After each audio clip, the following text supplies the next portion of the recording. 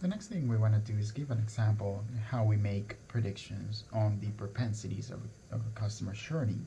So let's give a quick example. Let's suppose that we have a person who has a credit score of, let's say that person has a credit score of 700. Let's suppose it's a male and has about let's say 3 months with the bank. So these are the characteristics of the customer. So how can we get the likelihood, the propensity that that customer drops from the bank? Now we have these y-intercept and the slopes. So if we computed y hat, just as we did before, this is what we would get. So we have b0, so we set it up here, plus b1 times credit score, which we said is 700, plus b2 times, well, we have a male and the variable's gender male is going to be a dummy variable, so we have to set it to 1. And the last thing we want to do is b3 times the number of months in the tenure, which is 3.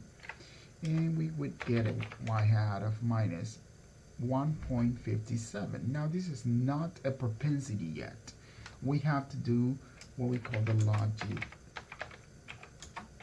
logistic function to just get that propensity. And remember that the logistic function has two forms. It's either e y hat divided by 1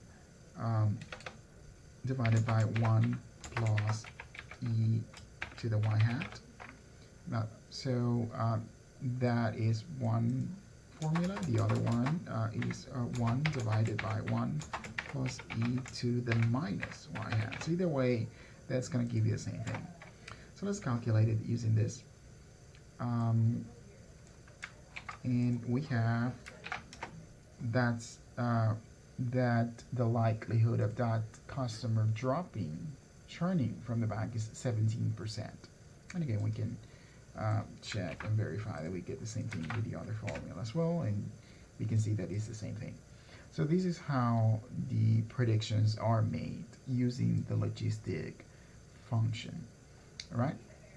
So now the way to think about this is that this y hat just gives us an expression that is going to be unbounded, and we are squishing that with the logistic function to get a probability bounded between 0 and 1.